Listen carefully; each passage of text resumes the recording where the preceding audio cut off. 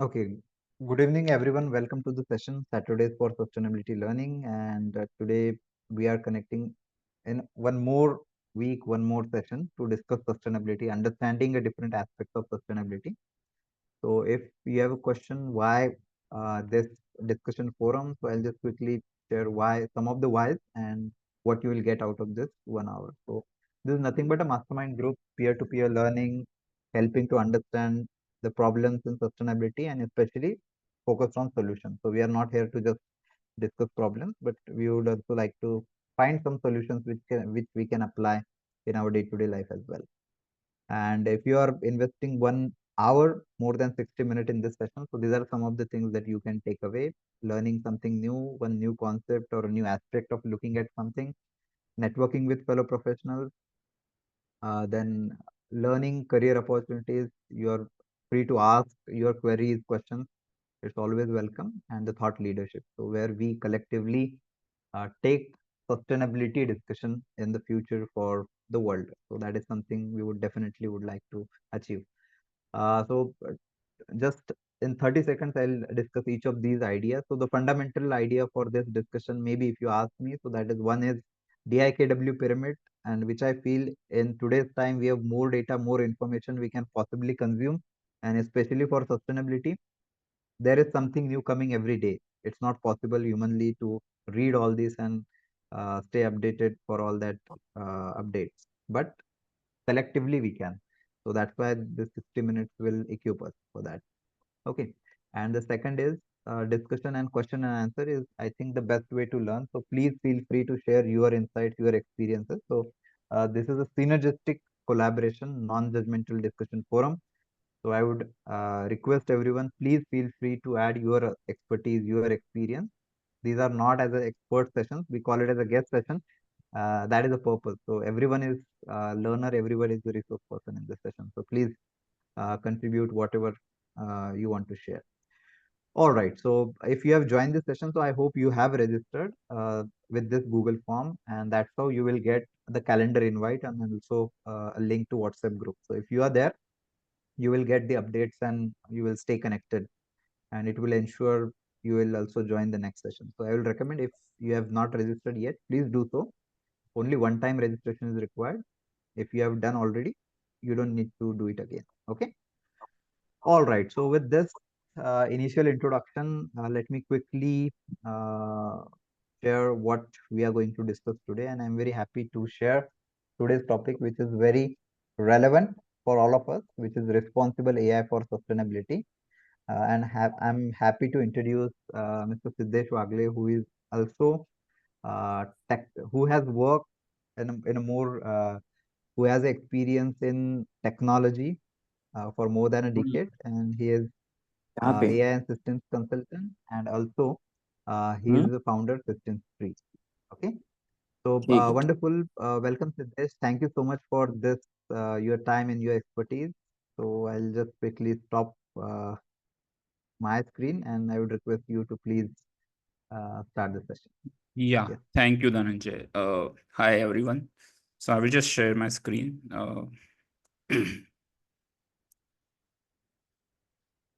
So yeah, are you able to see my screen? Yes, I can. Yeah. So just let me see. Yeah. So yeah, as the topic says, right? So I just wanted to tell that responsible AI has been talked about for a long time. That how AI should be built. Responsibility that of course we are going to cover. But uh, also now that we have understood that uh, because of this chat GPT and all coming, the environmental implications of using such AI at a large scale is how much damage it is doing to the environment has now entered the mainstream talk, right? And people are getting slowly aware. So that's why responsible AI for sustainability, adding that sustainability word is so important. Without that, uh, we will not see a bright future. That's the reason. And thanks, Dhananjay, for giving me this opportunity to host this. So I had to push myself to do more research in this area, and I am glad that I was able to explore new research papers that have come recently. in last 1 or 10 days. So much of research has come. So I think many people are working in this area now. So a lot of things happening. So I will just begin. So let's do one survey. One minute. I just do you have the links, Dhananjay? Can you share, or should I share? Yes, yes, I have the links and I can So share yeah, it. right. Just a minute. Yeah. So I'll just quickly We can share the also. first link. Okay. So I hope everyone can see now. so the first. Yes, Oh, you're not able perfect. to. 1 minute. Okay, so maybe yeah. Are you able to see this question in my screen? Yes, I can. Yeah. So how do you feel when you think about what is happening in the AI world? So I just want, have you all opened a, link of the poll, pollev.com, which Dhananjay just sent? Dhananjay, maybe you can start typing so that, so Yeah, you yeah, have sure. to write how you feel as of now, whether you have thought Mhm. about it. Are you thinking about the implications of AI to climate change and how it is impacting? And how do you feel about it? Are you excited to use it in your current sustainability work that you are doing with respect to ESG reporting or anything else in your NGOs? Does it make you feel depressed? Does it make you feel excited? What exactly is happening with you? If you can also write multiple answers because feelings can be multiple. So I hope everyone is able to open the link. This is just an icebreaker to understand how you're feeling right now with respect to the AI world, what is happening in the AI. I can Yes, I only see hope you can one. access, right? I Yeah, hope you all can access the link. It's maybe in we can chat, ask Zoom someone. chat. 1 minute. Yeah, I think, yeah, now the words are coming here. Wonderful. Yeah, so understand particularly topics info. Feel curious. Sim- so, how do you feel about it?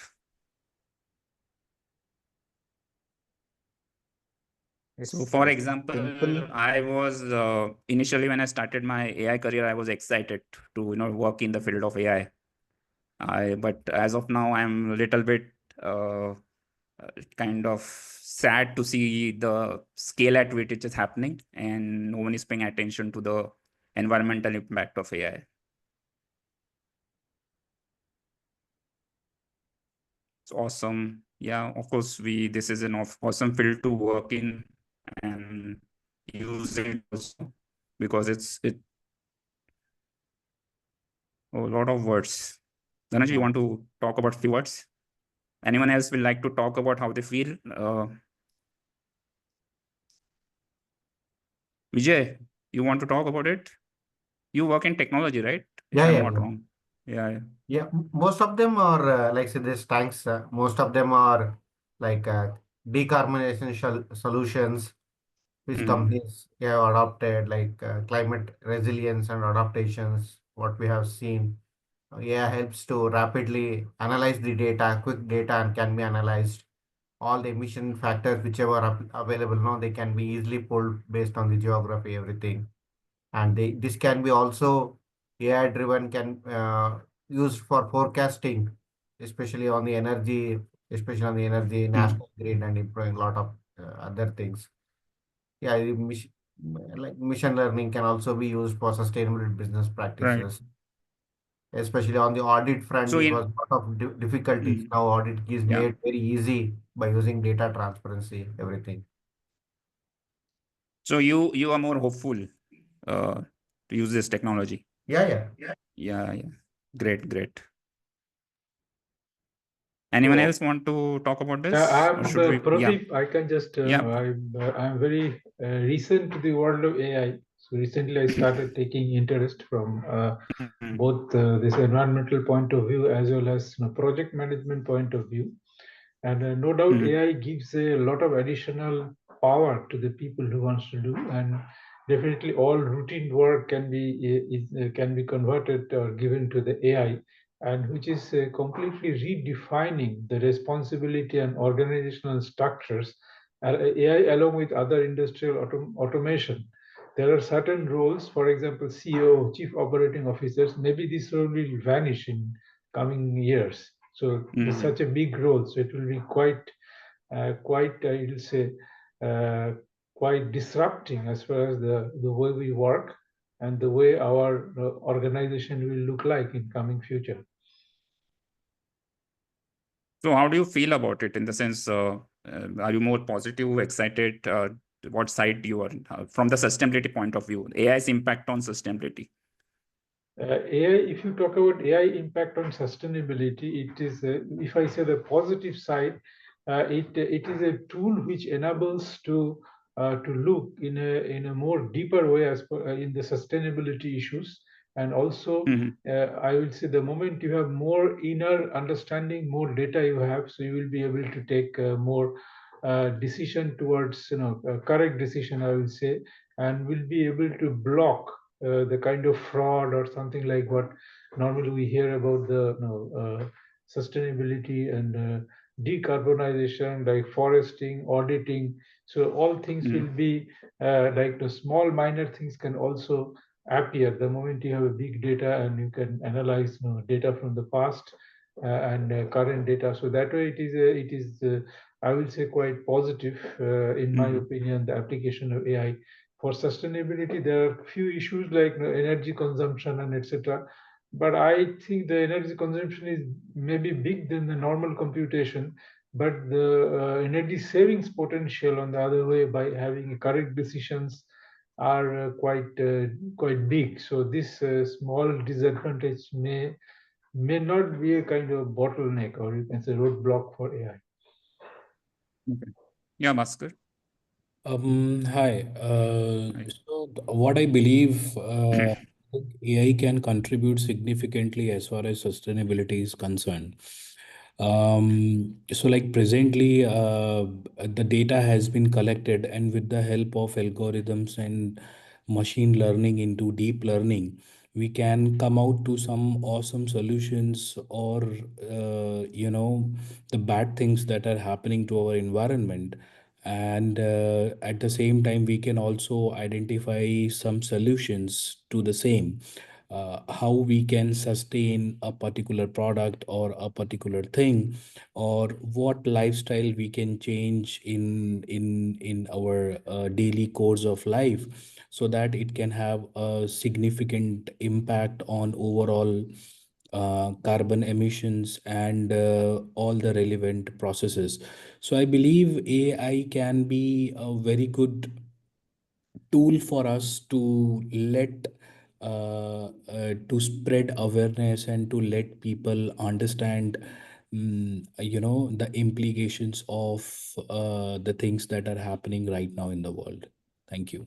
Oh, great. Yeah, thanks. So you are also hopeful. So also I see a lot of positive words and also few words which are like dangerous. And of course, we are going to talk about all such things also in this session, both positive as well as the negative impacts, and how it is going to lead to whether it is sustainable or not. And that's what, the word responsible comes into. And when responsible and sustainability mix together, what happens? That's what we're going to see. So I will just change my, yeah.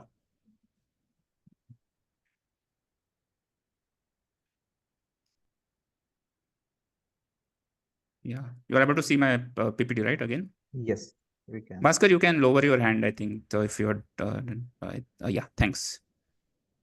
So yeah, the agenda for today is, that first it is important for every one of us to operationalize the definition of responsible AI for sustainability. As to that, so that before starting, we all are on the same page with respect to understanding of these words, the responsible AI, sustainability, right? And that's how we will start. Then we'll look at different the AI life cycle, how it is generic in a very broader sense. I don't want to go much technical into how the algorithms work and all, but just an overview so that we understand the massive scale that AI is, the current AI that is generative as the chatbots like ChatGPT, how massive they are and how computationally intensive they are. Then we will look at something called look at the potential and concerns regarding sustainability with the use of AI. Then Jevons Paradox, which Dhananjay has already have a video on his channel how it is a major hurdle for sustainable AI. And then we are going to see that it's not just about carbon footprint, it is more than that, the social and economic issues that come up with use of AI. We will then look at some positive side, look at the success stories that are happening with AI. And then we will be asking how to act responsibly in a world of AI, whether to use it or not. If you are using it, what purpose we are using, and all such questions. And this is a discussion forum. So anyone wants to talk in between, they can just stop me and talk, because otherwise I will keep talking. Yeah, thanks. So I like to always, start my discussions is also in my website with this quote from one of my favorite science fiction writers called Ursula Le Guin. It is only when science asks why instead of simply describing how that it becomes more than technology. When it asks why, it discovers relativity. When it only shows how, it invents the atom bomb and then puts its hands over its eye and says, "My God, what have I done?" I don't see AI exactly like an atom bomb, but it is the scale at which it is consuming resources. It's kind of like an atom bomb in a way.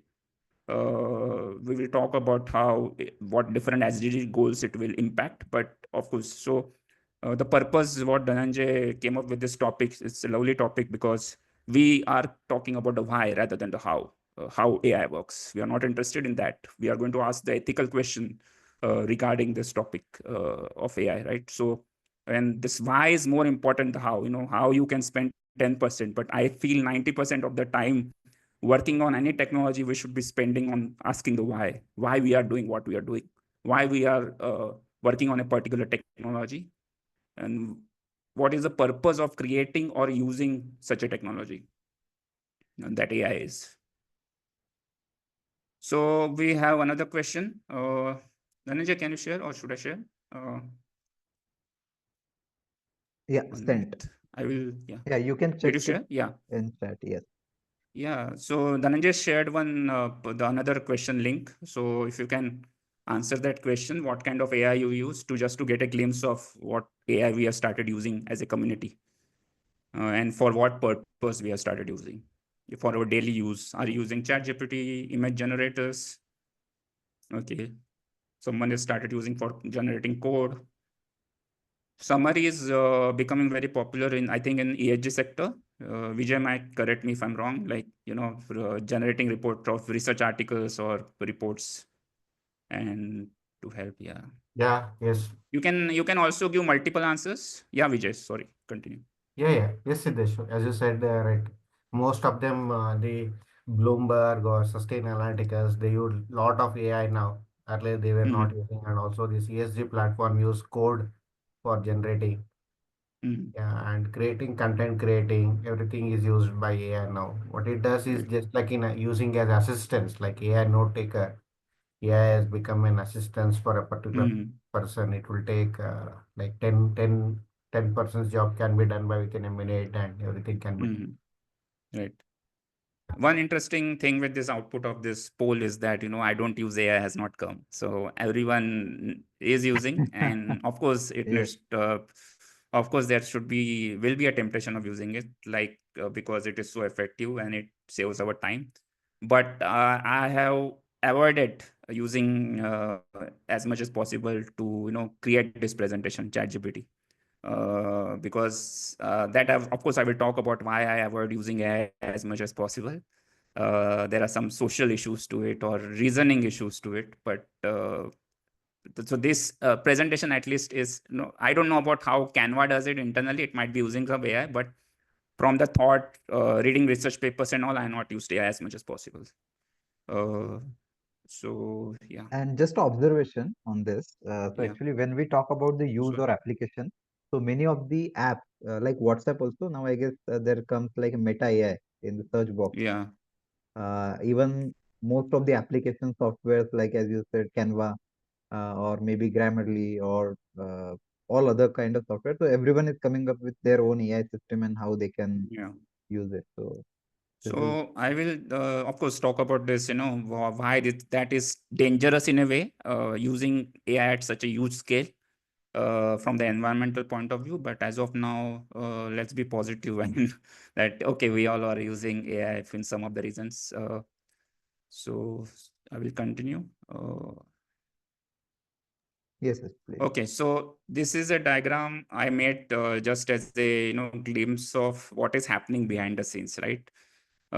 We have a note taker now. We have a AI bot that is running, taking notes in our Zoom call as of now. People started using for generating emails, saying the chatbots compose email to write to my boss that I am going to take a sick leave, so it will compose a very effective email and give it to you. Presentation, summary, note taking, a lot of stuff we are using it, right? But what when we write a simple prompt in ChatGPT to generate something, what we are not aware of, what is most of the population is not aware of what is happening behind the scenes, right? Like any other technology, there's a lot of mining that has taken place to create data centers, the material that is needed to create data centers and all. For training the models, of course, we will go into detail, but just a summary of what I want to convey is that a lot of energy is needed to run those data centers, to train those models, to even behind a simple prompt, there is a lot of energy that is needed, as well as pure drinking water, kind of drinking, you can say, not seawater also. It's like drinking water it needs, because it has to cool down those data centers. Then we also don't maybe see the implications of how much e-waste is created. We will talk about that. Why it is the scale of e-waste generation has increased because of the use of AI. But this is what is happening behind the scenes. And I think raising awareness about this is very important. Otherwise, at one point we are using AI for sustainability, but AI itself is not sustainable. And then by being aware, we will at least try to have solutions where we'll try to say, okay, I don't want to run my AI on the cloud. I will like to run my AI on my laptop, example, because then I will not be putting pressure on the data center, right? So such things we will start working on and look at effective ways of using AI so that it doesn't consume more power or more water. Okay, so before that, if you have any concerns or doubts, you can ask me. If you have thought about this, if you want to add to this, please you can ask. 1 minute. Yeah. Okay, so let's define those terms, because that's very important that we all are on the same page, right? First is responsible AI, and of course sustainability. So before going into responsible AI, let's talk about what AI is, right? I have this definition with me, little complicated, but still, like, AI systems are information processing technologies that integrate models and algorithms that produce a capacity to learn and to perform cognitive tasks, leading to outcomes such as prediction and decision making in material and virtual environments. AI systems are designed to operate with varying degrees of autonomy by means of knowledge modeling and representation, and by exploiting data and calculation correlations. So the simple gist of this definition is this. Okay, all AI is that it is trained on huge amount of some data, and then it is able to draw insights or patterns out of it and learn through it. And then we can use it to give it new data and find more patterns out of it or more insights out of it. So it is an algorithm which we don't code. It is already an algorithm which is there, but it has the capacity to learn by itself if we train it on new data or train it on some data. So if you have any doubt with the definition, or you have some other definition in mind, let's be clear on that, that what definition you hold in mind, because being on the same page is very important. Siddhesh, can I Yeah. add? Yeah, So sure. just in simple language, can we say that the Chitti robot in Robo movie, right? So that was one of the, like, if we understand it in a way that that has a capability to understand and evolve itself and learn by itself. So can we say it as a AI in simple language? Yeah. So generally AI are of different types. One is predictive AI, where we do predictions by, we are trained it on some data. Like suppose we want to understand, given a certain location, what is the housing price, what is the price of that house in that locality.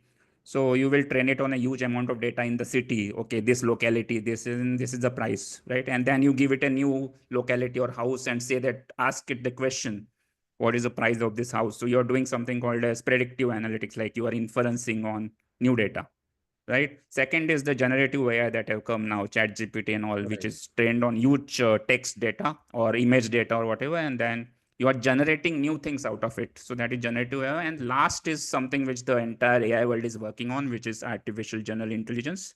As Bhaskar has pointed out, AI works on neural networks, which acts like a brain. So that is what the current tech world wants to go into. They want to create general intelligence so that, like our brains, give it any kind of data, it will be able to learn through that data, right? Right. So yeah. So I hope that everyone is clear about the general definition of AI, that we train it on certain data, it understands certain, understand the patterns in the data, and given new data, it can predict because it has that knowledge of those patterns uh, that it has learned in the past. So the basic AI lifecycle is, this is the only technical thing I think it will be there in the entire presentation. So bear with me. So first is, and why I'm talking this, because I want to show is how massive it is, right? The process of training and inferencing.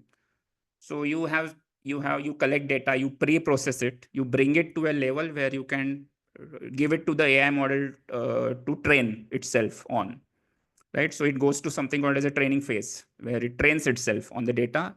What it is internally doing, it is trying to find certain statistical correlations. It is trying to, draw patterns, understand the patterns in the data, how things are related to each other. A lot of stuff has handling behind the scenes. But what eventually you will get, it's something called as a model, which is nothing but a huge mathematical equation, right? Some form of equation which holds those patterns inside, which has understood the world it has been trained on, the data it has been trained on. So that it gets, right? And then what you do is you deploy it on cloud or on your laptop or whatever, so that you can give it new inputs like a ChatGPT prompt you ask questions to, or a meeting note, or a audio to translate it, or such kind of things, and it does the inference on that output. So there are two phases you can see, right, in this diagram as list. One is the training phase, which is a huge process when it comes to ChatGPT kind of training. It goes for 2 months, sometimes 2-3 months they train that data on, that model on. And there is then they deploy it, which is a huge mathematical equation, a model on the cloud, right, on ChatGPT cloud. And then you ask it questions, and then a lot of things are happening behind the scenes. But this is the gist of it. So if you have any questions with respect to this life cycle, you can ask me, because this is, even if you understand this, then you slowly get to understand why it is so massive. If not, then I will proceed. Yes, I guess we can Yeah. proceed. Okay. Yes. Okay, so I just wanted to show you the how ChatGPT works in its very simple way, right? 1 minute. So basically, you have a huge text corpus, right? Like when it comes to ChatGPT, they train it on huge data. They gather the data from the entire internet in a way. They have the knowledge base of the internet, like Wikipedia articles, different websites, and all. They will curate it. There will be annotators who might annotate, or there might be different ways they will collect that data. But the data is massive. It must be in huge amounts of terabytes, petabytes. So we don't even understand the scale of it, but it is huge. Then it goes to training cycle, as we saw earlier, which is called as large language model. ChatGPT is a large language model because it is huge. That's why it's large, right? And then once the trained model is trained, you can give it new inference data. Like in this case, if I'm giving it Shakespeare's words, it is able to predict something, right? what is the output. So it has been given till late, and then it is able to say, okay, continue with whatever has happened till now. So when you are doing chatbots and all, it is of course trained on those chatting conversations. But this is just a glimpse of it. I just wanted to show you the scale of it, because the scale of the model is very important. That makes you understand how unsustainable it is. That this model exists in the cloud. It's very unsustainable. And when massive amount of people, such a huge population is started using it, that's where the Jevons Paradox will come into picture. 1 minute. Okay, I had to open the link. Just give me 2 minutes.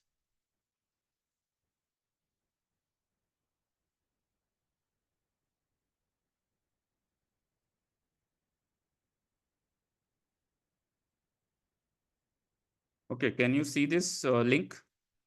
This Yes. LLM visualization? Yes. We can. Okay, so now I have, suppose I start with GPT-2 small, which is a slightly smaller, not slightly, very small model compared to GPT-3, GPT-4 now, and now GPT 4.5, I think. So what they are doing is they are building it, they are making it more massive and massive, right? Which is adding to the computational cost or the environmental cost. So in a way, it looks like this model. Okay. So this is massive. So if I zoom it, right, it goes to different levels. It has, but this is in a way, internally, it is a huge mathematical model, you can say. But I don't want to go into the technical details, but a lot of things are happening. This is a software, right? This is done in program, but it is such a huge code that when it gets trained, it keeps becoming massive and massive, and it is going to be a huge file in your for the ChatGPT ones in the cloud. Is going to be a huge file, not even in GBs. It might be very massive, I think. So I just wanted to show you the scale of it. So if you have any questions regarding this, you have to understand that this thing lies in some hardware. Okay, it is lying in some data center, which is running, and a lot of people are querying this now. At one time, like there are millions of people who are using ChatGPT, and millions of queries are coming into such kind of model. And it goes through various cycles, right? Input will go and output will come, but it generates heat because it runs in semiconductors. So it generates heat. So that's why you need pure drinking water, kind of pure water. And then you also need lots of energy to run that data center. So two things are happening. It looks so simple here with respect to the software, but when you put it in a hardware, right, you run it, you start inferencing on it, or you start asking questions. It is demanding energy and water. That's the concern environmentalists have with respect to this.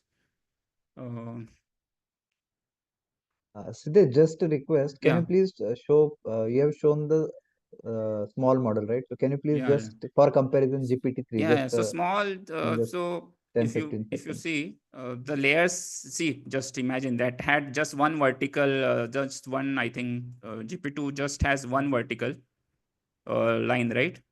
But Right. GPT-3 might have parallel. Parallel vertical arms. So it is doing something multiple things at the same time, because it is doing more reasoning, trying to find more patterns in the data. Okay. Right. So this architecture they must have explained here properly, but a lot of stuff that happens. Okay.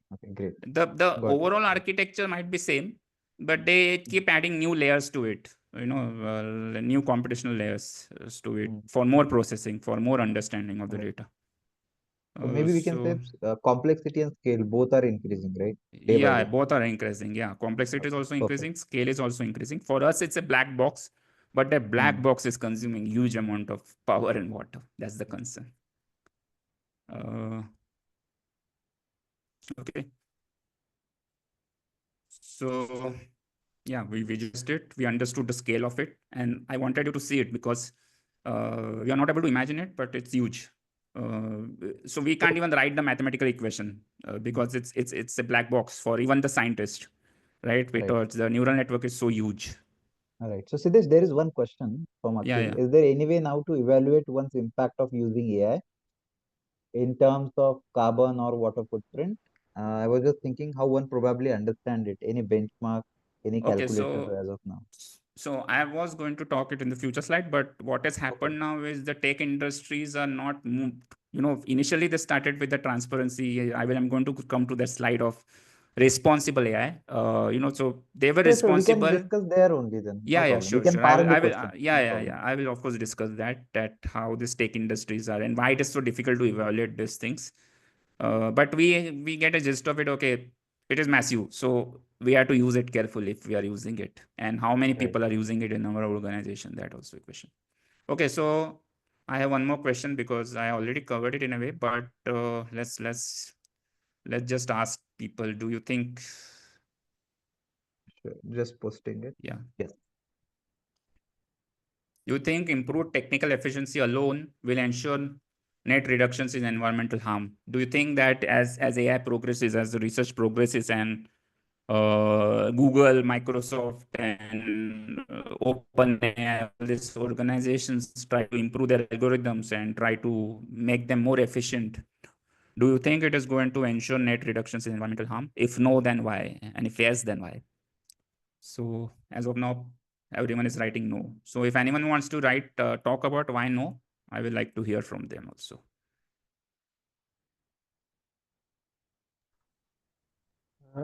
Maybe meanwhile people are answering, I can give my opinion that why I'm Sure, saying no. sure. Please. Yes. Yeah. Like any technology to like one of the slides you have given the example of atomic energy, like it can produce explosive atom bombs. At the same time, it Yeah. can also do a lot of good. So similar thing is also applicable here in any technology or any machines or any kind of behavior, any kind of religious, everywhere the same thing is happening because there is always a good use as well as bad use. Mm-hmm.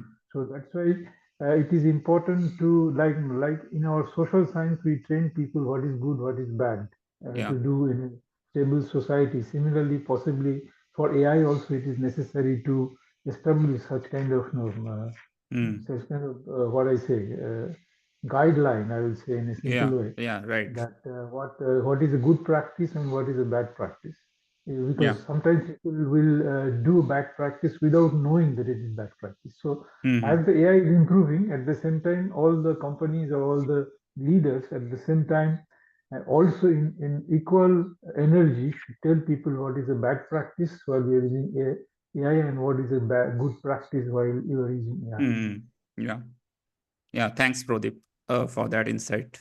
So Yeah. I also wanted to give my feedback on the same. Yeah. Maybe we can ask AI itself, like, what do you think, like, this improved technical efficiency will ensure reductions in environmental harm or not? Maybe AI can come to some solutions for us. But on the other hand, what I believe, if we use AI in right direction, we can have a significant contribution towards sustainability and environment. For example, rather than, for example, in case of multinational companies, rather than having, traveling from one continent to another continent, we can have a virtual interactions. So this can reduce significant carbon emissions. Maybe the things that requires physical presence can be done in a virtual way, so it can reduce the overall traveling and other aspects, which can really help into this. Thank you. Okay. Yeah. Thanks. Yeah, you're right. In a way, but what we are going to talk about is some, so for sustainability people, it is really useful, how we will apply AI into sustainability projects and all that stuff.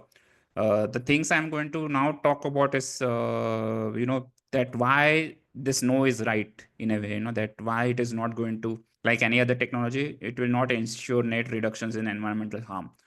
The reason is, we'll get to it, but before that, I just wanted to show you.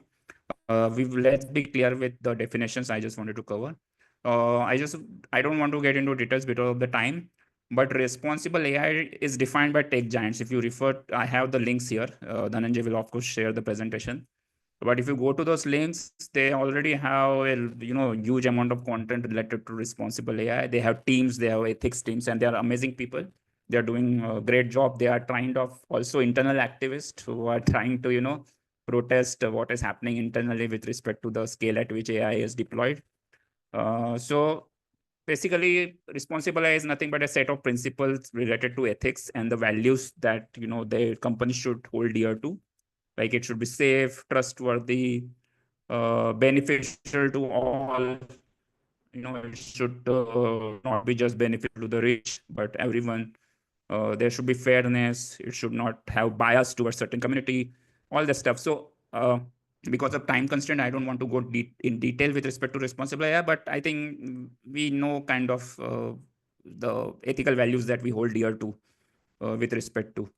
Now, as I said, yeah, the Just a values. comment. Yeah. Sorry, Yes. It is based on the previous slide and this slide also. So both Yeah. on that. Yeah. So it's really good to have this kind of, let's say, fairness, reliability, safety. But how to do that? So that is something which is of concern for me. So let's say we say that we will have inclusiveness, we will have the accountability, but how exactly we are going to do it? The monitoring part of it and ensuring that Yeah. the integrity part of Right. it. So these are two, I guess, is the concern for. So yeah, to Yeah. answer that, with respect to responsible AI, there is a huge research. If there is an amazing book called the quote comes from that book only, which I noted here. So Olivia Gamblin has written this book, and this is amazing book which talks about how to actually implement responsible AI in AI projects. So to quote her, right, becoming a responsible AI-enabled organization means that you not only incorporate ethical values into different AI projects, but that you also have a portfolio of value-based resources that any AI initiative within your company can access, is encouraged to use. Hence the term enabled, right? So what the entire book is about, how you can work on projects, use practical insights as how you can use those values of fairness, externality to enforce those values into those projects, right? How you collect the data, how you train a model, how you infer on it. So kind of you create a value-based, responsible AI value-based projects, right? And not just ki layer data mil gaya, let's train it on it and that like that. You have to be responsible with respect to the values, and it should adhere to those values. So I hope that answers. And now what is happening now? Slowly, we are also adding sustainability to it, right? It's not just responsible AI, but also sustainability. So we will go into that definition also. We are already clear about the definition of sustainability. Most of us follow, I think, hopefully follow this definition of sustainability, which is given by the Brundtland Commission, which Dhananjay has a lot of times also spoken about in this forum, that meeting the needs of the present without compromising the ability of future generations to meet their own needs, right? Now, what I have done is I've taken the liberty to expand this definition for responsible AI for sustainability by saying developing AI in a responsible manner to meet the needs of the present without compromising the ability of future generations to meet their own needs. So what I want to say that we have to ask very deeper questions that, okay, we are developing AI and using it and we are benefiting from it, but will the future generations benefit from it? That's the question people working in sustainability at least should ask, right? Does it make sense for us to use some note-taking app? Does it make sense for us to write an email using ChatGPT when we know that it consumes? So this kind of ethical questions need to be asked to ourselves, whether it makes sense or not. So this is, as I said, this is about why. I don't want to get into the politics of it, but for in the field of ethics and philosophy, it is very important that we ask why we are doing what we are doing, and that's why this conversation is happening. If you have anything else with respect to responsibility for sustainability, if you have thought of any other definition, you can please add to it.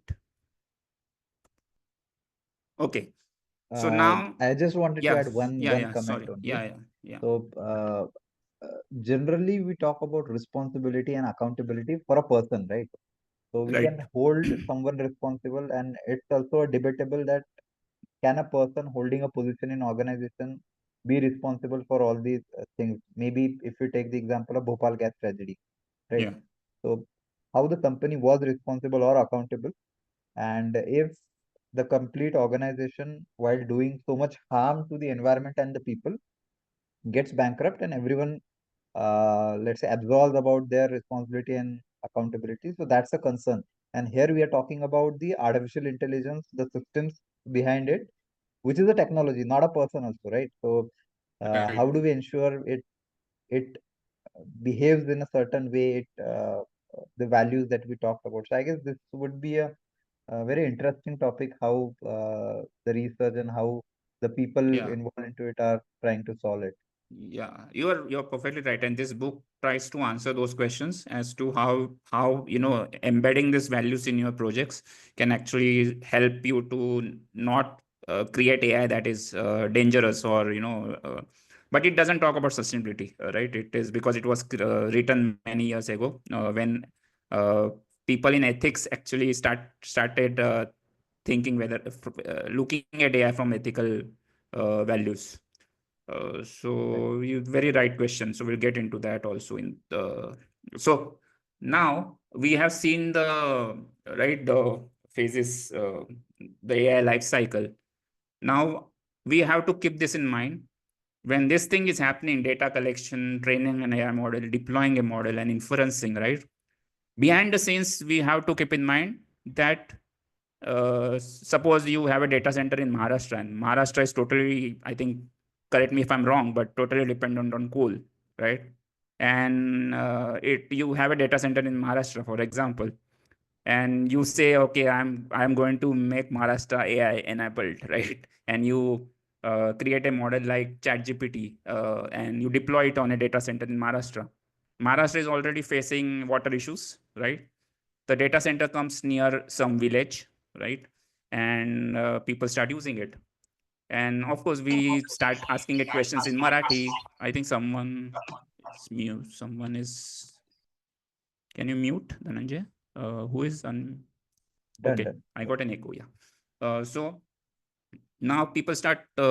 We train a model in Marathi, for example. We can ask in Marathi. We are so fascinated. Oh, where we are able to talk to a chatbot in Marathi. We are sorry. But behind the scenes, it is located near a village, which and that data center is taking the water away from that village. And this has actually started happening in most of the areas where data center exists. There are like villagers have started dispute. There are like cases going on where they are arguing that the data center should not exist here, right? They are claiming that in few years it will consume 50% of UK water. I have the data. I will share that the research paper also. But just imagine this happens, that it is consuming coal power first to run that data center. On top of that, it is consuming the water to cool the data center. How sustainability comes into picture? We are using it for sustainability, but at the same time, it is affecting the local population. It is taking away their water, as well as it is polluting the area because it is burning more coal, right? So such kinds of questions come to my mind when I think about sustainability with respect to technology. Okay, so this is United Nations one paper where I found this quote very relevant. Despite the lack of scientific evidence concerning water consumption of AI, it is estimated that global demand for water resulting from AI may reach 4.2 to 6.6 billion cubic meters in 2027. I can't even imagine how much scale is that. But this is what I was talking about. This would exceed half of the annual water use in the United Kingdom. And that's why the concern is there, the amount of water that is used. Semiconductor, like India is also planning to have semiconductor factors in India, and that major concern is about the water usage, whether India has that capability to provide that much water. Semiconductor, and we are already saying, I think by 2050 we are going to have this water pressure and lot of water problems we are going to face.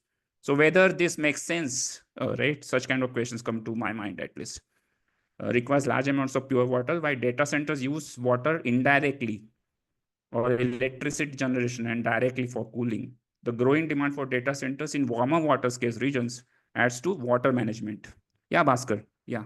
Yeah, so I got to realize that we are like continuously we are focusing on like water usage and other aspects, which is right in a sense. But my point is like there right now, in the entire world, there are technological advancement that they are capable enough to reuse the water.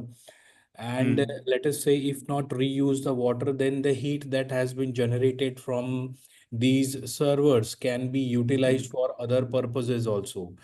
S- What are your thoughts on these developments? Right. So of course we are going to come to that question also. We will answer it. But to be short, what is happening now? We don't know how good those technologies are. Right.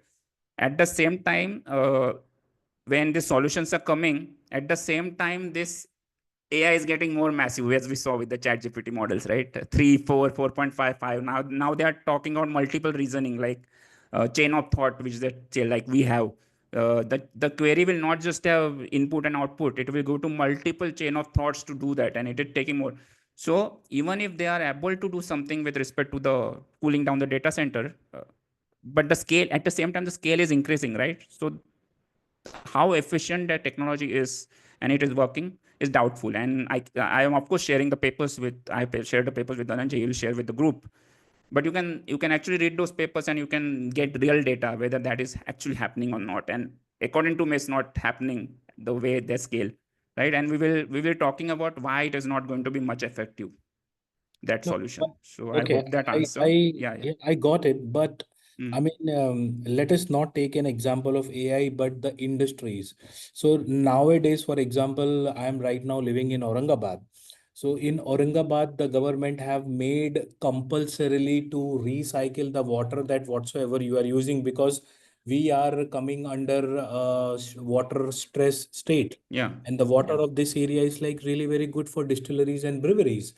So the government have made it compulsory for each and every factories to give their water either to the central effluent treatment plants, or you can have your own relevant units. For Mm. example, if I will take an example of my company, we are in this year we will be going zero liquid discharge, which will Oh, have nice. a significant impact on the overall water conservation projects what we are doing. So Mm. what I believe is like there are a lot of technologies available as far as effluent treatment or sewage treatment is concerned, which can really cater these all things. So just your views on Right. that. Yeah, so we will come to that, and I hope I'm able to answer your question in the future slides. So let me know if I'm not able to, but that is what we are going to talk about. I mean, Okay, that's so fine. We are just doing a discussion. yeah. So I am saying that water is just one element of it. Okay, there are multiple elements to it. Like this slide explains it in a way that the potential, as we said, Hi and we are Siddhesh, going to talk just a about the network success check. stories. Yeah.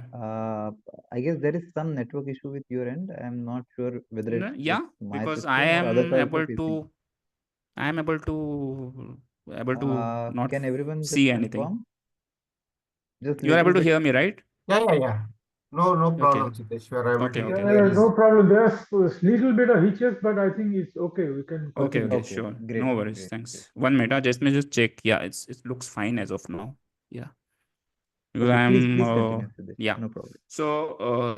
So let's talk about the potential and concerns, and let's see that I don't want to focus only on water, as you rightly said, but it's there are multiple facets to it, right? So potential, of course, there is a potential of accelerate research and development of renewable energy that is happening, materials discovery that is happening. We will look at few case studies.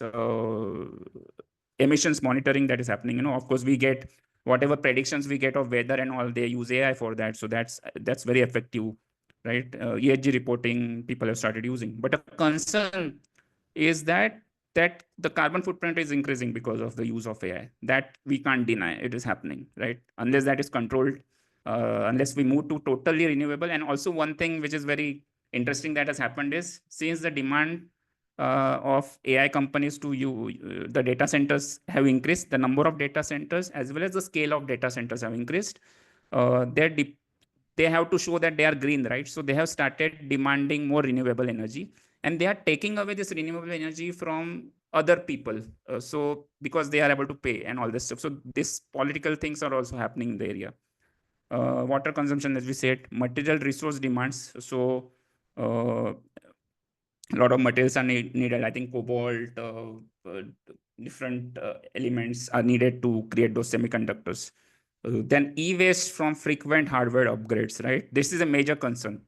As AI, we will talk about it, but as we, like Apple, for example, the AI only works on new Apple, for example, then people will start upgrading the devices. So what happens to the old devices? So there's a lot of e-waste that is going to be generated because of AI, right? What happens to that e-waste? How it is handled? All these questions needs to be answered by the sustainability community, and I think they are doing good job. But how much research is happening, whether it is taken care of, where that e-waste is going, such questions needs to be answered. Okay, so here's the concern, that is, right, even if the solutions are there, suppose as we said, water recycling, and you can use the same water to cool down the data center, but the Jevons paradox hold, which many of the researchers working in this area feel is a concern. Yeah, Bhaskar, sorry.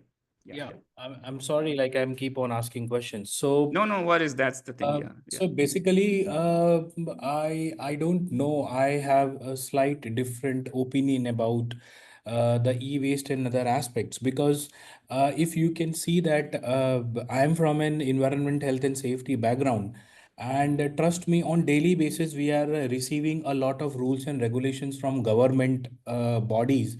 Like, you have to change this, you have to change that. Recently, I have taken a project. For example, we have to shift from 20 micron virgin plastic to 50 micron virgin plastic. I have to print my name. As far as e-waste is concerned, there are very few companies who have grown big, like 0 rupees to 400, 500 crore turnover by simply, recycling these e-wastes. So a lot of rules and regulation. So what I want to say is that the government knows the repercussion of e-wastes and the relevant thing. It is just that we are not serious about recycling this. And if we so what my point is, we have the technologies available. We have to implement that not judicially, but Yeah. we have to implement that seriously to achieve a sustainable solution, is what I want to say. Thank you. Yeah, of course, you're perfectly right. And my last slide actually talks, second last or third last slide actually talks about this, what you spoke about, that, government regulations, like I just met one person who is a founder, and he asked me this question because awareness is not there, and it's important that such communities raise that awareness. He asked me that question because they work in embedded technologies, that do you know someone who works in the area of e-waste, right? So people have some concerns about, okay, what is going, how they are going to handle that e-waste. Just that awareness is not yet. Who will take care of that e-waste, how it is going to be taken care of. So yeah. And Bhaskar, what you told, so that is the same outcome that we get when we understand or discuss Jevons paradox. So that is the same thing. In a nutshell, in just one sentence, if I want to say, so only technological solution won't solve the problem. There are more Yeah. aspects to it. Let's say the acceptance or the societal factors, and many more contributors. When we work with all these, then only it is a solution. Otherwise, it is not. So that is in Yeah. short. Right. So as the slide explains, right, the technology advances makes resource more efficient to use.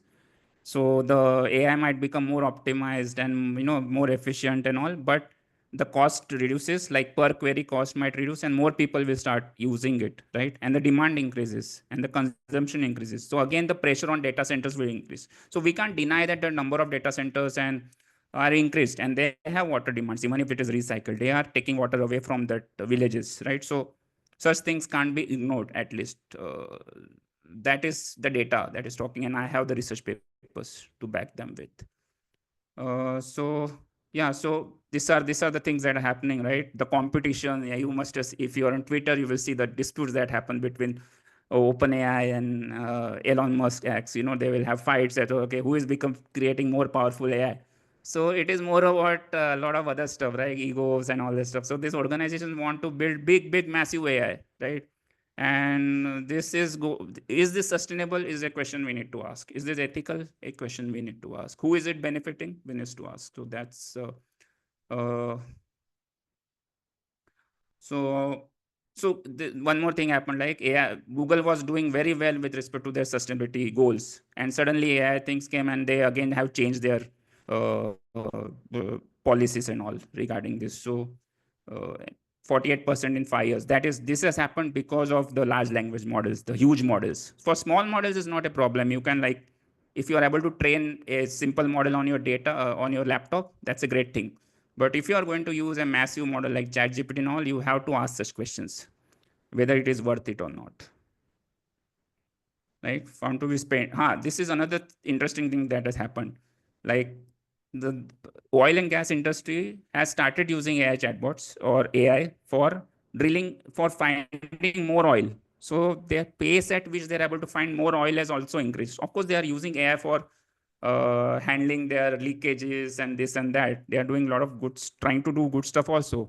But at the same time, AI needs, first of all, fossil fuels, and plus the number of the exploration projects have increased. The rate at which exploration is happening is increased. So there's a link I have provided. You can check it out later. So yeah, oil in the cloud confronts the end of the oil age and deteriorating earnings, major oil corporations such as Shell GP. So you can check this later. I don't want to go into detail. So yeah, this is the data. Electronic waste rising. Even if we are able to handle it, the e-waste, right? How efficiently we are able to handle it, but it is rising 5 times faster than documented e-waste recycling. So this article is also there in the slide. Okay, I wanted to also cover other than environmental, because we are talking, of course, of sustainability, but sustainability, when it comes to SDG goals, you guys know much better than me. There are other parameters to gauge it on, right? Social indexes, poverty, inequality. Dhananjay, you can add what other SDG goals are there, but lots of SDG goals, right? For me, I would focus more on quality education. Okay, quality education, a lot of stuff, right? So questions such as whether AI can help you in quality education, right? So So one is, Siddhesh, sorry. Ashish here for this side. Ashish, Uh, so regarding the data center, actually I have seen in Mumbai some of the data center now coming with good practices, like you see, from starting from the designing, like Right. they are starting the lead designing, and they are following more environmental practices. And as you see, like the recycling of water, recycling of waste. Mm-hmm. So I think they are started now. The data centers Okay. are going with more sustainable approach, but there is a huge improvement in this. It is started already, and some of the government regulations also there to be like how much of waste to be generated, and which type of lead engineering designing from starting they have to be integrated. And yeah, I saw some good practices over in That's a data good centers news. also. Yeah. Yeah, yeah. That's So a good news to hear. hopefully, yeah, in coming days, there may be more like Yeah. sustainable data sensors are coming. And like in Mumbai itself, there is a there are many projects coming now for the data center, like what I seen in Mumbai area. Okay. Nice. Good to hear. So having such talks and more community events like this can, help us to have interactions like this and share our knowledge. So that's a great thing. Thanks, Dhananjay, for that. Yeah. Yeah, thank you. As we already talked, there's a pressure to upgrade the existing devices. So what happens to the old devices? What is the impact of AI on economy? How it is impacting the social jobs, everything, whether the inequalities are rising, whether the powerful people are holding to the AI, right? How much access we have. Like, luckily now that I forgot the name of the AI, but someone has open sourced their AI. So we can run it on our laptop now. So do we need to run ChatGPT, right? If we can run it on our laptops. It needs little bit more RAM, like 16 GB maybe. But if you can run a ChatGPT kind of model on your laptop, you should do that rather than calling a data center, right? So it Yeah, will so save a lot in environmental cost. Yeah. so maybe we can see, Siddhesh, so at individual level, maybe that is not adding so much. But let's say if a company knows this, if it is Yeah. scientifically proven that this kind of thing can help organization lower their carbon emissions and the footprint, and Yeah. let's say they make a policy based, first is awareness for all the employees that how they can do so. Second, for the organization, if they can do so for the organizational work, that would reduce their footprint and that they can show in their ESG reporting as well. So one of the Yeah. innovative idea I just got Right. when you shared that. Yes, Pradeep, Nice. please. You want to add Yeah, something? I just wondering, like, no, in AI, in one hand, we need a really big database, big data, and you are saying that okay, things can be done in a laptop or PC environment. But then, what will happen to the big database? Because I'm sure that all big database will not come to the PC or So laptop. So how it yeah, works? yes. So basically, when I talked about the model is already trained on big data. It is already trained, and they have quantized something. They have reduced the size of the model so that it can run on your laptop. So it has it has learned all the patterns of the internet, and now you can ask it questions, right? So you are not training the model now on your laptop. It is already trained. You are just inferencing. So if you remember the slide I showed you regarding this thing has already happened in the cloud. They have already done this data collection, training, deploying, right? Or giving it, open sourcing the model. All you are doing is the right side, inferencing. You are giving it an input and you are getting the output. So the left side has been handled. Only you are handling the right side. I hope that answers your question. Okay, then my question is then once we are creating the model or training is finished, it is having a millions of multiple use.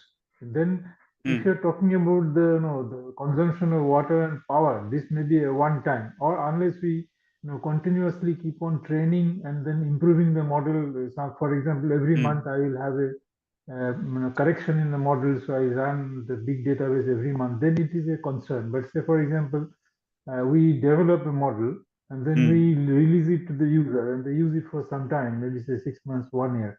But what's the fact that they're continuously training and draining the energy, or No, it goes in a batch manner? Yeah, I got your question. So that's a very good question.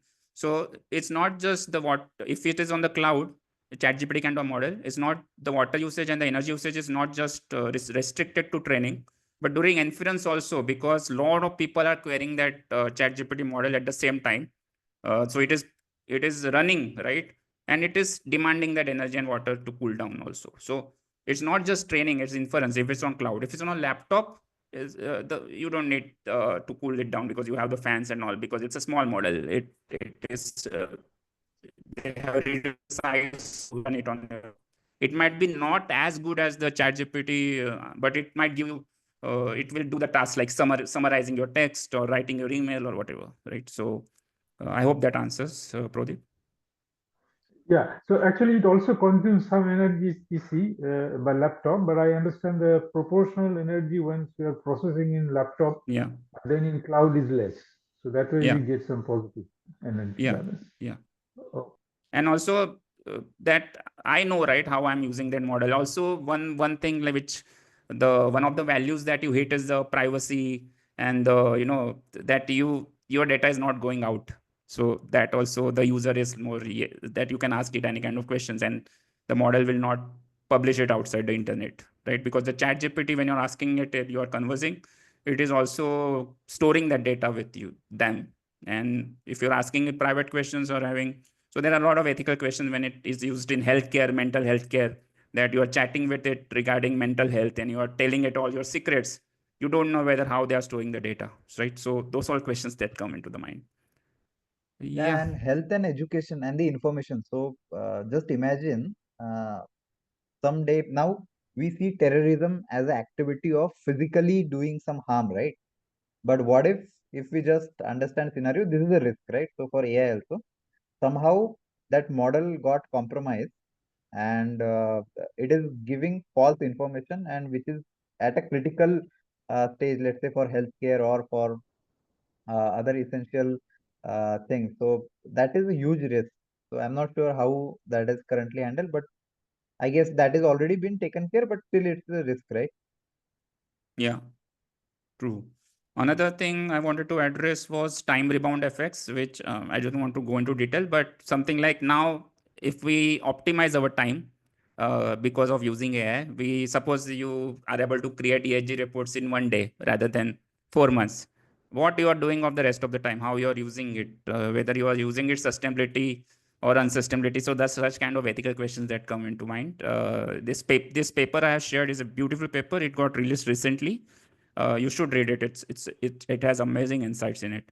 And then another is the major thing I'm worried about are behavioral changes because of the recommendation engines you use on Amazon, Netflix, or Instagram, which recommends you, and it kind of is having an impact in society, especially children, how it is changing the behavior of us, right? It is making us more consumer oriented. That we get addicted to those devices. Because it wants us to get addicted.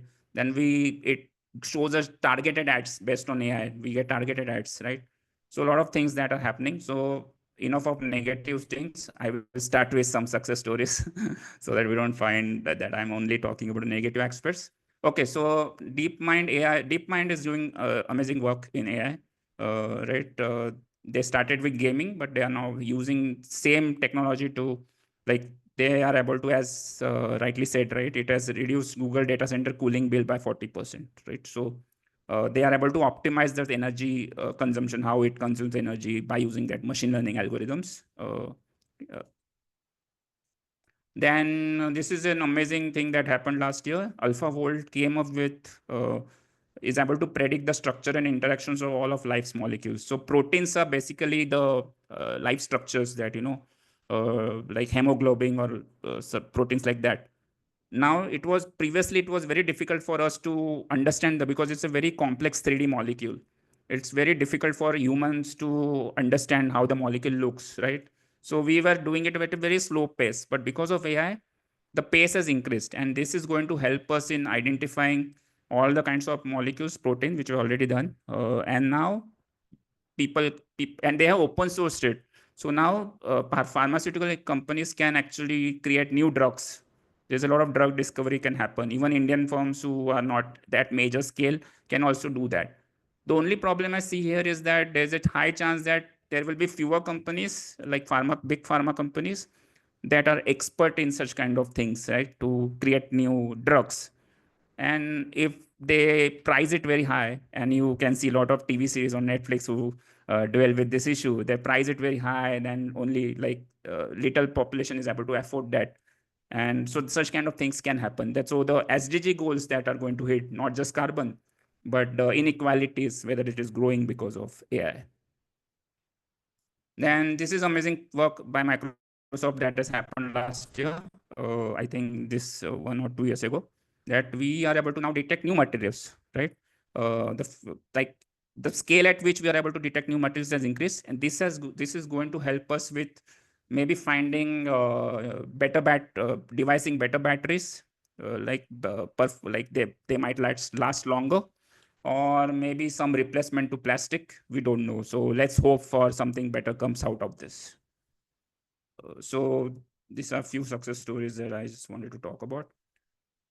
So this is one paper that I have given link to. You can click it later. But how one startup is using AI to transform food retail. Like there's a lot of food wastage, right?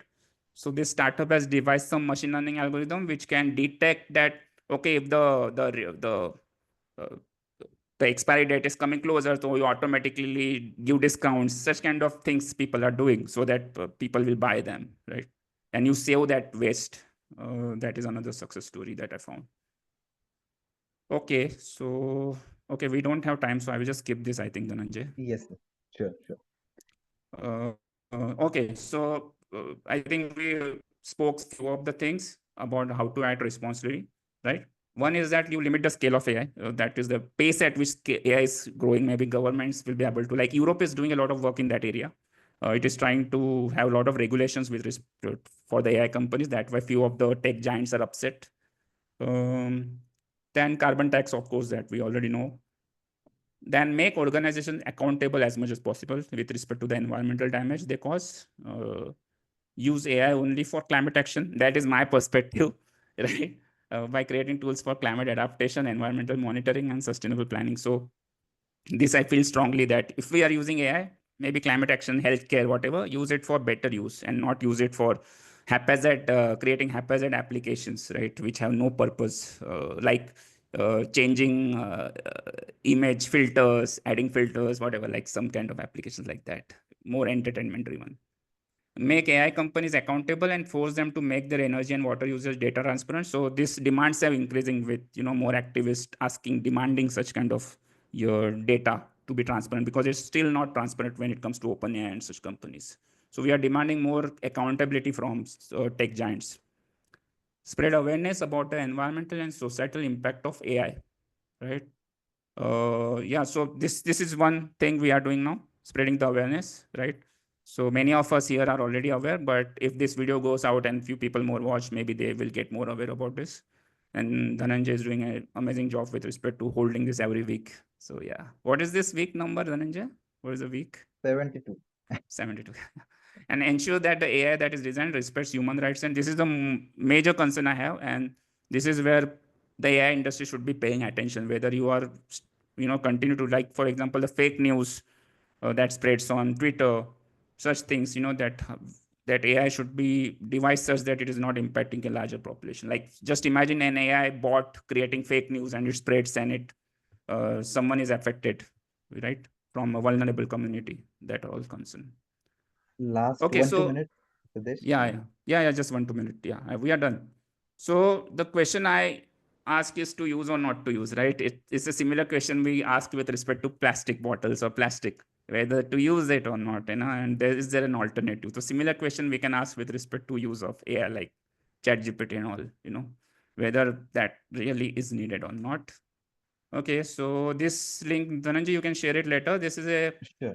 website which shows you, how AI is. So I can just show it glimpse of how it is. But this Sure, is an sure. It's a amazing, wonderful link. And those of yeah, you who would like to implement some project explore. in AI, so this is a wonderful link. Yeah. So how different projects. So they have divided the AI projects into different SDGs, right? So like, for example, clean water and sanitation. How AI is used in this area. So I think this is the most useful link you can find, how people are using AI. You can also maybe add your project to this list if you have worked on something. Okay, so this is something which I find very relatable, this quote, that we are now come to a level where we are using devices, but we are just getting it on hand, like, for example, the most worry I have with ChatGPT kind of applications is that, are we losing our reasoning capability, right? So for example, I had to do a lot of research, read a lot of research papers, a lot of a lot of books that went behind to create such a presentation. If AI would have created such a presentation, and I would have just, okay, man, I would have created a presentation yesterday and I would have just given it today. What is the difference between the two? Maybe the knowledge might be same, I don't know. So such kind of questions that come to mind, that the effort that goes behind creating something, that is something which is very human. That ability, are we losing? Such kind of questions I am asking, at least. Okay, thank you. Yeah. I Wonderful. think we are Wonderful. Thank you. over time, I think. Sorry for Yeah. that. No No problem. No worries. problem. Yeah. Thank you so much, Siddhesh, for this Yeah. informed presentation. And just to, I'll just ask one thing for all of us now, which is, uh, in just 1 or 2 sentences, what is your takeaway or what is your position about, let's say, responsible AI for sustainability? So maybe all of us can share. I'll just start and then all of you can share so that this last part of 2 3 minutes can be the most valuable part of this discussion. So this session. So for me, having uh, spent last 70 80 minutes discussing on this topic, so I feel that AI is also, we talk like a technology is a double-edged sword, right? So it can be used for good and bad also. Same for AI. We should be able to identify the risk properly and proper mitigation measures. So with government policies, proper awareness, education, and also restricting its use for some of the critical aspect. So that is something I guess it would be critical for using responsibly the AI in future. That is what something I am taking from this session. Thank you. For others, please, if you would like to add anything, please you can. Yeah, Yeah, sure. maybe I take the opportunity to add my feeling. Like this is basically responsible means use when you need. You know, I give an example of abundance. Like when I given many time when we were young, we had one football and 15 people are 15 boys are playing. But nowadays all 15 boys have maybe more one, two, three footballs. So which has increased the carbon footprint by many times, but the game remains the same. So similarly, like once we are using AI, we must ask ourselves, do we need to use the AI right now? What we actually want to do? So if we ask these questions and optimize, then those problems like overuse, overpower, over misuse or not misuse, the overuse of the facilities, everything will come down. But it is a very tough, what I say, tough situation, because one hand we know that we are not able to stop our children to buy. Everybody, brother, the parents are feeling very proud that okay, everybody has their own three or four footballs. True. Hmm. So I have no answer. How do we deal with this of not misuse, overuse? I will say. Overuse, yeah. Just enough, kind of, this quote sums it up very well. And thank you, sir, for the Yes, and telling us just a that. thought Yeah. that came from what you shared. So maybe limiting AI use with time duration. So maybe I'll use only for 30 minutes in a quota, like for a week for personal use. So I'll only use 30 minutes for a week. And if that is so that if I use that way, so I'll understand what is really required and where I can focus also. Yes, I thank you just so much. want to catch. I want to snatch this example. I remember during our study when we are in the college. That time computer was not so abundant, and we were having time slots. Okay, each student will have like 1 hour, 2 hour. There are 30 students and there are five PCs, something like that. But is it possible? It's a matter of discipline, but I think it's very difficult now. Everybody has more than one PC, and how do Yeah, you limit the time? Like right. it's a, I don't know. This I have no answer, but it is a question to. Yeah, Yeah. Okay. So I would also like to express my views about the same.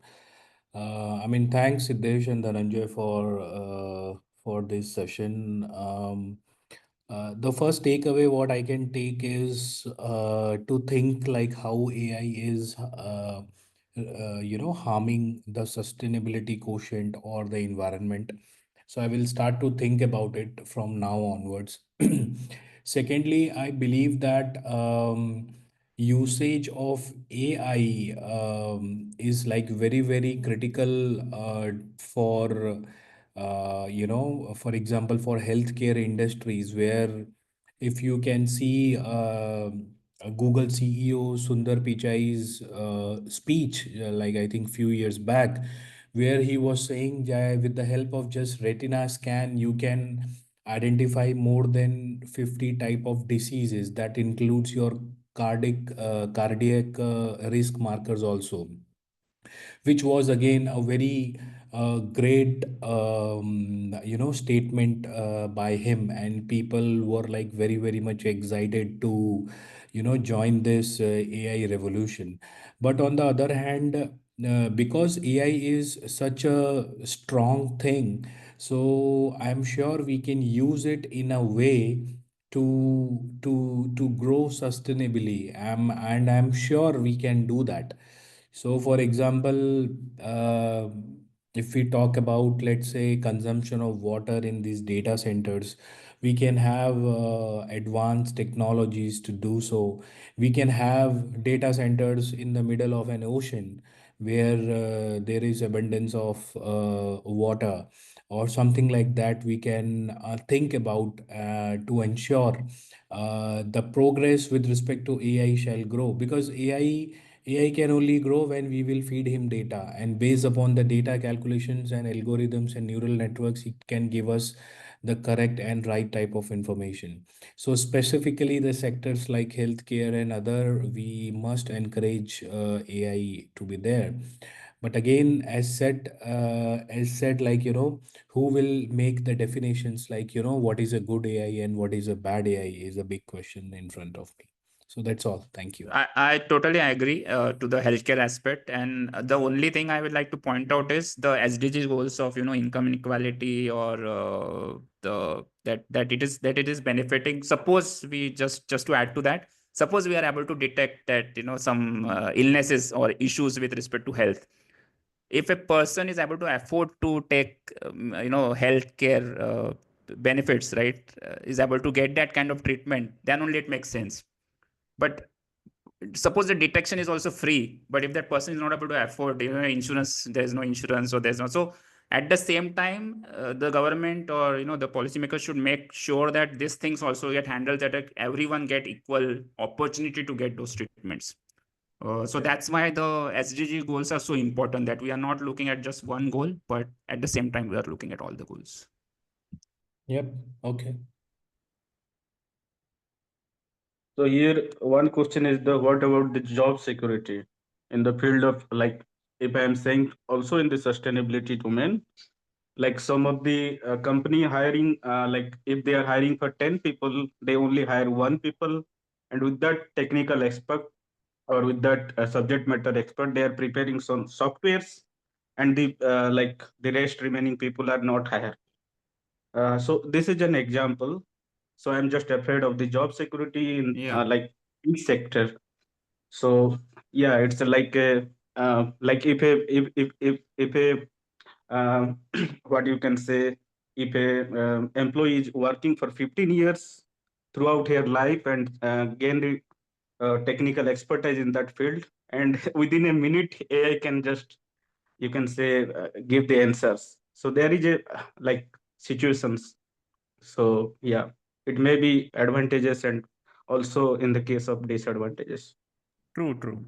That's a genuine risk and a Yeah, concern. exactly. Yeah. No, so I believe that in this situation, we have to incorporate AI into our lifestyles. I believe AI can reduce the overall hard work what we do by doing some complex calculations and giving us the results in seconds. So this will increase our overall efficiency, and we will have enough time to look after other aspects of the spectrum or where we are working. So I personally believe, yes, there will be some impact on the job, but the jobs will shift towards certain things, because the requirement of the job are going to change very fast in the near future. So we have to upgrade ourselves as per the changing markets, as far as the demands are concerned. We have to be updated for that. So we cannot be like a government officer who can, who has once joined the government office and then he retires from there. So we have to be updated for that. Thank Yeah, you. Yeah, that's the reality I that we are in totally agree because with Bhaskar. yes. Yeah, I Yeah, agree with but you Bhaskar, know, and I for the yeah, site-based sorry. role, that is people are working like in construction sector or something like that, Yeah. where physical involvement is there. There shouldn't be any effect for a, I think, because of this AI, because people needed for that work, you know. Mm. Because if you Hey, given an example yeah. for safety or EHS who are working in this field, or like they need to go to the point Yeah. of Sites. where incident is happening, and they need to go presence physically. So AI can't solve it can be, but monitoring, if you are doing overall monitoring, but you need to be there for site specific, and you need to go there, investigate detail in the site itself. So Yeah. I True. think, Yeah, but yeah, agree. for And the site same thing that specific we roles, discussed in it may previous not be. report, Yeah. previous session, the future of jobs report. So that is the And same thing that coming from just that. to So just I'll to just add to that, request how others also to add their insights from the session, because we already half an yeah, hour if past anyone the else want time. to add Uh, anything, your otherwise we thoughts have, I think about we already, responsible AI for sustainability? yeah, anyone Yes, else? just a short, maybe 1 minute.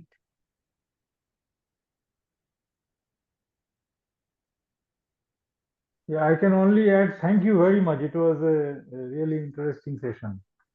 Thank you, sir. Wonderful. Okay. Thank you. Yes. Yes. If anyone, we haven't heard your voice and you wanted to share something, please do so. I think we are done. Many people have left, so Yes. Sorry, Siddhesh. You were saying something. No, please. I was saying with respect to the job aspect, what I feel strongly is that, that especially us in the sustainability area who trying to work, we have to try to find our niche and problem statements that we want to passionately, like Dhananjay wants to work in education. I want to work in the tech sector, the tech area, the kind of problems related to sustainability, right?